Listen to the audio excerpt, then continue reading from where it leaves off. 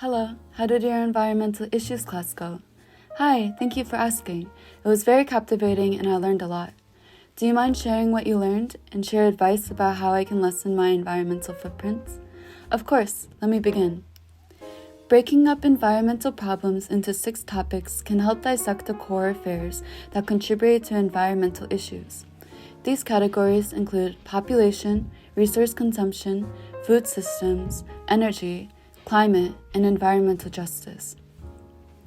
Topic 1. Overpopulation. Overpopulation is a significant environmental issue, and according to the Center for Biological Diversity, climate change has revealed the shocking carbon contribution of a single person. The article, Reproduction and Carbon Legacies of Individuals, published by the Global Environmental Change Journal, explains how one child single-handedly produces 20 times more greenhouse gas than someone who dedicates their life to being highly environmentally conscious. The article continues to exemplify how highly populated countries massively contribute to the problem. As in the United States alone, each child will add 9,441 metric tons of carbon dioxide to the environmental footprint of an average parent. This study shows how much carbon dioxide emissions will be decreased from a reduced population. Topic 2. Resource consumption and waste. With the increasing population, consumption levels increase, in this case, food production and shortages, thus emphasizing how one environmental issue directly influences another. The 4th article in the UNAI Food Security and Climate Change series brings up a proposal by Thomas Malthus in 1803 that the human population increases exponentially whilst food production grows at an arithmetic rate. Thomas Malthus' proposition had predicted the widespread food shortages. The article declares that these shortages will be globally catastrophic unless 50% more food and energy and 30% more fresh water are available by 2030. The article states that the rising food insecurity is based on the lack of income in developing regions. There are high levels of loss in these less economically developed countries during harvest, transport, and storage, along with the heightened food spoilage and changing dietary habits, indicating that although there are high consumption levels in developed countries such as the United States, there are high levels of waste in less developed countries, consequently creating a global food imbalance. According to the 4th article of the UNAI Food Security and Climate Change series, 1.4 billion people are obese or overweight, while 10.9 million children under 5 are dying from hunger. The increase of consumption and population growth leading to demand that outweighs the resources. For those reasons, food insecurity begins to rise and contributes to one of the many causes of climate change. Topic 3. Food systems and agriculture. Animal agriculture has a significant adverse effect on the environment. The article, The Food System and Climate Change, published by the Princeton Student Climate Initiative's website, supports this claim by discussing how emissions from animal agriculture are made of methane, which is 20 times more potent than carbon dioxide. Other emissions include nitrous oxide, which is 10 to 15% more concentrated than methane, accounting for 65% of human-made nitrous oxide emissions. What causes these methane and nitrous oxide emissions are manure storage, animal feed production, and crop production. Another emitter of greenhouse gases is food waste and disposal, with the United States making up 40% of all food produced, wasting almost 70 million tons of food. Clearly, agriculture, specifically animal agriculture, has a massive effect on the environment, and unfortunately has become normalized to consume large portions of meat, adding to this current issue. Topic 4. Energy. Energy is consumed in nearly every aspect of modern life. It powers transportation, heating, cooling, cooking, and more. According to the United States Environmental Agency, the changes in the environment, such as increasing temperature, precipitation, and sea level, affect how energy is delivered, produced, and consumed. Traditional energy from fossil fuels make up 84% of greenhouse gases. The United States Environmental Agency explains that as the temperature rises, more individuals will use electricity for air conditioning, increasing the consumption value. Because water and energy are connected, the changes in precipitation, risks of drought, and changes in snowmelt will increase and affect patterns of water usage and energy. Because most energy infrastructures are found in coastal areas that are sensitive to storm surges and increases in sea level. The sensitivity may result in damage and lead to energy shortages that would greatly affect people's day-to-day lives. Topic 5. Climate change.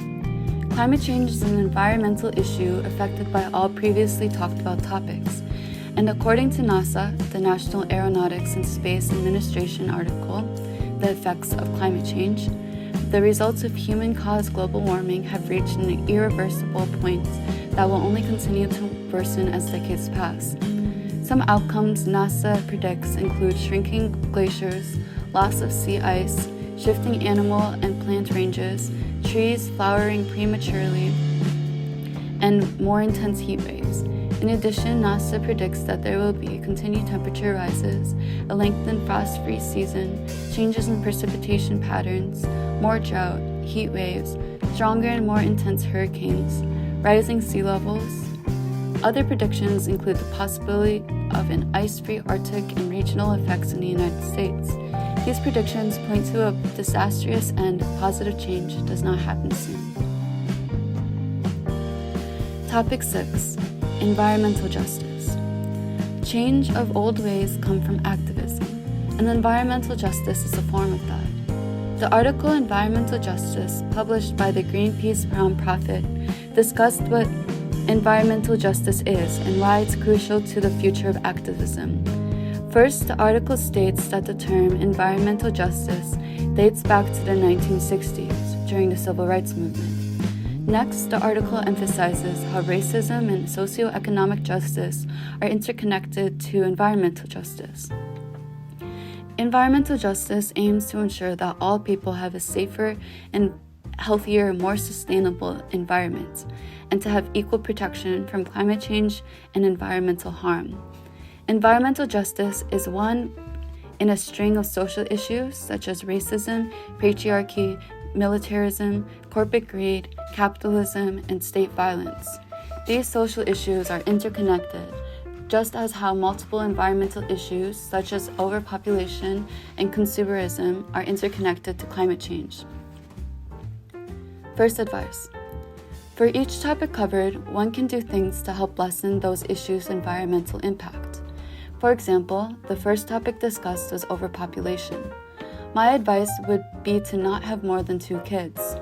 To reiterate, in the United States alone, each child will add 9,441 metric tons of carbon dioxide to the environmental footprint of an average parent. Your children's impact on the environment, as stated from the Global Environmental Changes Journal's article, Reproduction and the Carbon Legacies of Individuals, become a part of your carbon legacy. If you decide to have 2 kids instead of 1, this adds an additional 18,882 metric tons of carbon dioxide. Second advice. The second topic discussed was resource consumption and waste, and how the rising food insecurity is based on the lack of income in developing regions. My advice would be to donate to organizations that help fight poverty in developing countries.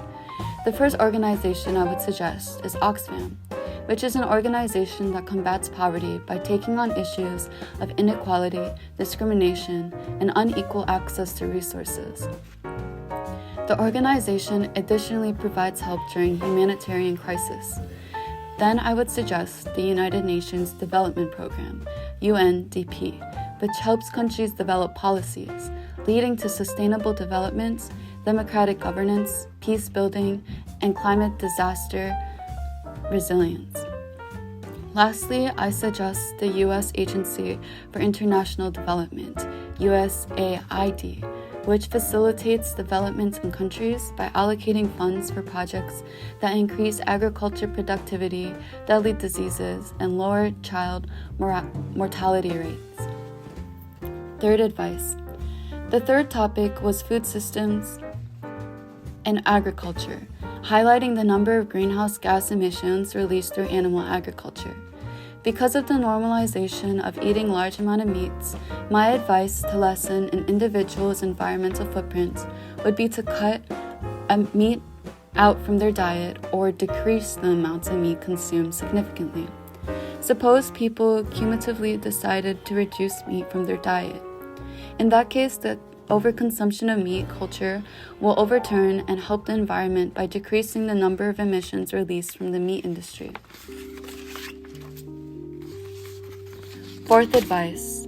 The fourth topic covered energy consumption, and as stated, traditional energy from fossil fuels make up 84% of greenhouse gases.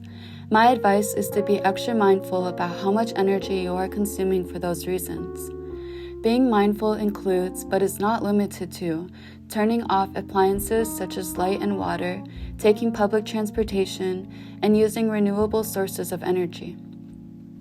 Fifth advice. The last two topics discussed were climate change and environmental justice. Because these are issues that lie primarily in the government's hands, my advice would be to participate in or lead protests about climate change and environmental justice. Protests can help shine a light on the issues and bring momentum to fixing the problems at hand. Misconceptions in advice. 3 common but ineffective beliefs for lessening your environmental footprints include the misconception that plastic can be recycled indefinitely, all glass can be recycled, and that recycling is the same in every facility. According to the article Debunking the Most Common Eco-Myths from the Eco-Living Archive, plastic isn't fully recycled. It is downcycled, meaning when creating new plastic items, there can be recycled plastic in it, but ultimately we'll need new plastic that is not recycled to make a new product. However, using partially recycled plastic versus 100% new plastic is better. Therefore, continue recycling, but remember it is not the cure-all. Second, most glass can be recycled, except for wine glass, drinking glass, or Pyrex materials. This is because when it is melted into a new batch of glass, it contaminates it as those specific glasses cannot be reheated. Lastly, recycling facilities are different in each area. Some facilities have the technology to recycle more difficult items such as black plastic, while other facilities do not, resulting in contamination and could make the entire batch end up in a landfill. Therefore, it is imperative to search your local council's website to see what can or cannot be recycled in your area. Thank you for sharing. Thank you for listening.